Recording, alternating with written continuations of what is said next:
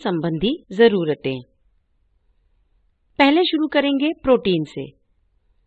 Protein मांसपेशियों के ऊतकों के विकास और रखरखाव के लिए जरूरी होता है। ये कोशिकाओं को ठीक करने, हड्डी के विकास और जोड़ों के लिए जरूरी होता है। ये रोग प्रतिरोधक शक्ति बढ़ाने में, तंदुरुस्त जिगर बनाए रखने में और ऊर्जा देने में भी मदद करता है। प्रोटीन ऐसे रसायन बनाता है जो हाजमे में मदद करते हैं, शरीर में जहरीले पदार्थों को तोड़ते हैं, खून में शुगर की मात्रा बनाए रखते हैं और दिमाग से संकेत इधर उधर ले जाते हैं। प्रोटीन की कमी से भ्रूण का उम्र के हिसाब से कम विकास होता है, जैसे कम लंबाई, और फिर याददाश्त, हाथ, अंगूठे और उंगलियों पर भी नियंत्रण नहीं होता। इन्फेक्शन का खतरा भी ज्यादा रहता है। बड़ी उम्र के लोगों में ये सब होता है: झुर्रियां, बालों का गिरना, थकान और कमजोरी।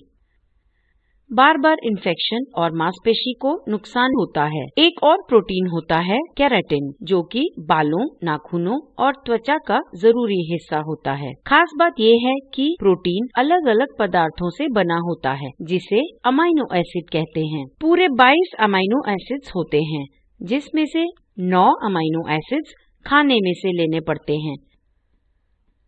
आइए देखें दो तरह के प्रोटीन, जो हैं पूरा प्रोटीन और अधूरा प्रोटीन।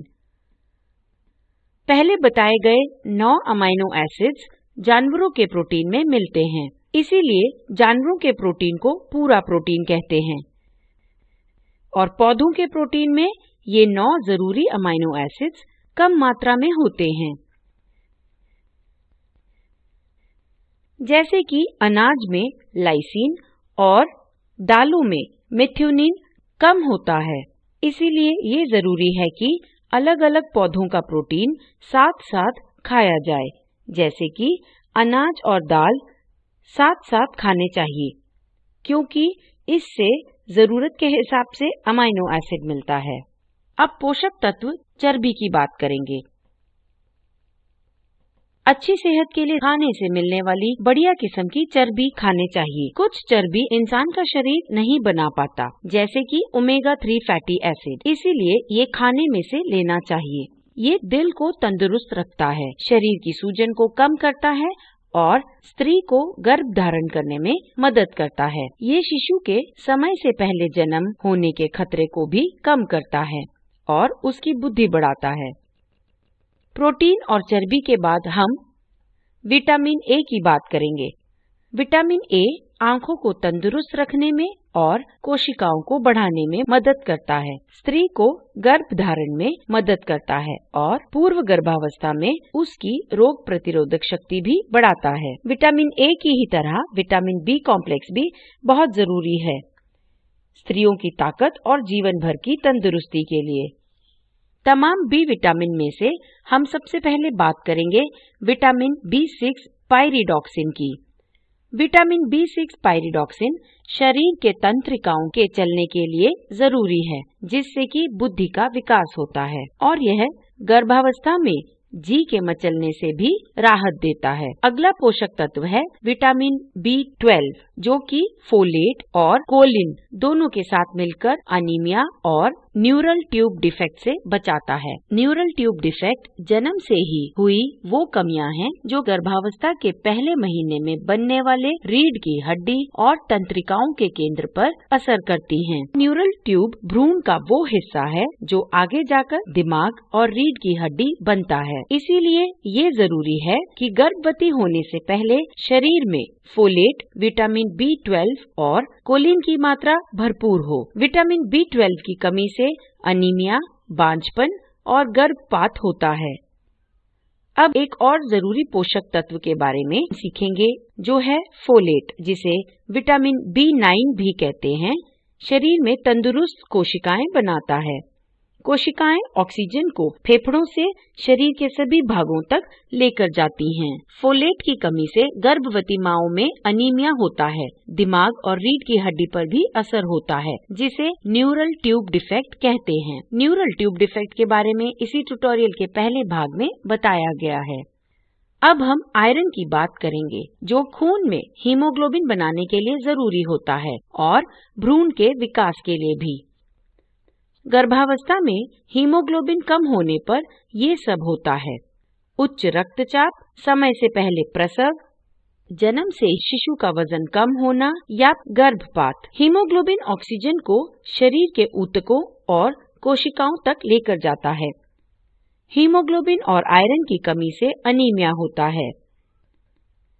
स्त्रियों में आयरन की कमी हो सकती है इन वजहों से: मासिक स्राव, पेट में कीड़े या खाने में कम आयरन होना। यदि खाने में फाइटिक एसिड और ऑक्जेलेट हो तो भी शरीर आयरन को नहीं सोख पाता। इसीलिए फाइटिक एसिड और ऑक्जेलेट्स कम करने के लिए और ताकि पोषक तत्वों को शरीर सोख पाए, खाना पकाने से पहले ये करें: भिगोना या अंकुरित करना या भूनना या तो खमीर उठाना। आयरन की कमी से होने वाले अनीमिया की निशानी है थकान, ताकत की कमी, सांस फूलना, दिल की धड़कन तेज होना और फीकी त्वचा होना। याद रहे, आयरन के साथ साथ विटामिन सी से भरपूर खाने को खाना चाहिए जिससे कि शरीर आयरन सोख पाए। विटामिन सी शरीर की रोग प्रतिरोधक शक्ति बढ़ाकर इन्फेक्शन से बचाता है। अगला हम सीखेंगे क्यों जरूरी है कैल्शियम और विटामिन डी। कैल्शियम सुझाया जाता है क्योंकि वो हड्डियों के बढ़ने में मदद करता है। भ्रूण को कैल्शियम हड्डियों और दांतों के विकास के लिए चाहिए होता है। कैल्शियम की कमी से हड्डियां कमजोर होती हैं। याद रखें, विटामिन डी से शरीर कैल्शियम सोख पाता है।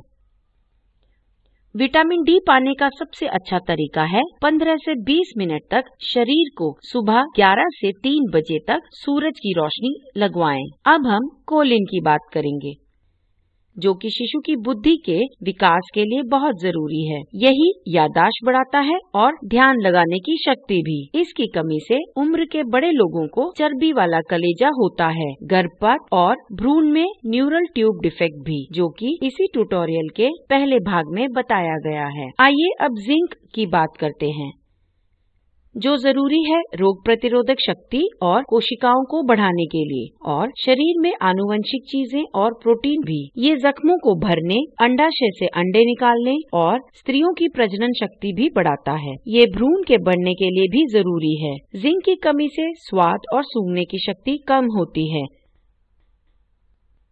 देर से गर्भनाल बढ़ता है जिसमें से मां से भ्रूण तक पोषक तत्व पहुंचते हैं। इसकी कमी से भ्रूण देर से बढ़ता है और फिर शिशु कम वजन का पैदा होता है। अगला जरूरी पोषक तत्व है आयोडीन,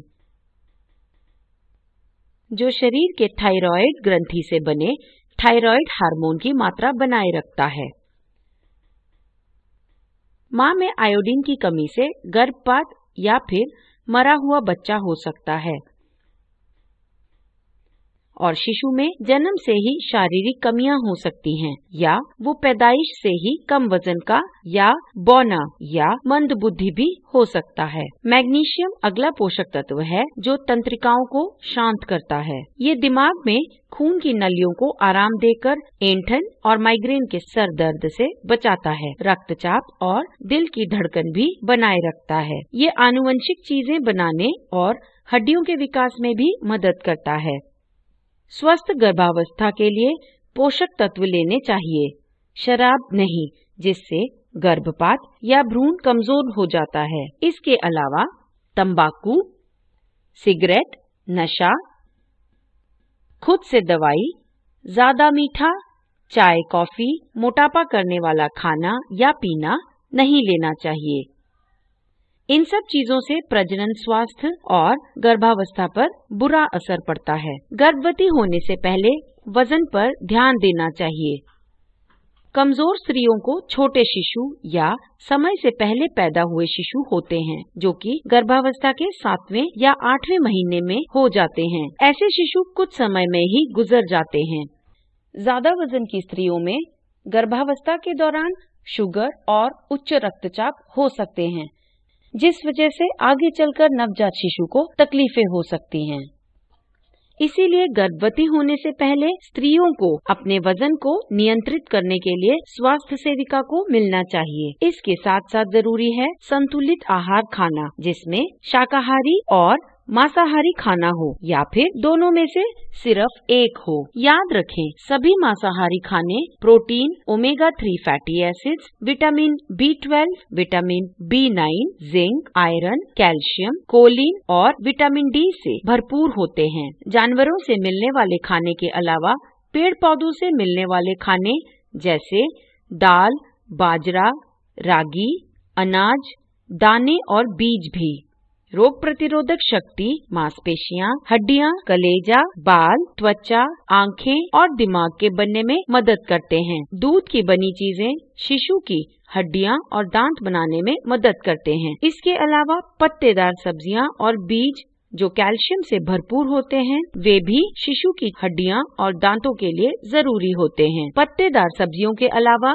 फल भी विटामिन C से भरपूर होते हैं, जो रोग प्रतिरोधक शक्ति बढ़ाते हैं, आयरन को सोखने में मदद करते हैं और इन्फेक्शन से बचाते हैं। स्त्रियों की जनन शक्ति और शिशु के विकास के लिए मांसाहारी खाने के अलावा फलियां, दाने और बीज भी खाने चाहिए। मांसाहारी खाना जैसे मछली, अंडे या दूध से बनी चीजें शरीर में थायराइड हार्मोन को बनाए रखता है, शरीर को बढ़ने में मदद करता है और शारीरिक कमियों से बचाता है। दाने और बीजों में मैग्नीशियम भरपूर होता है, जो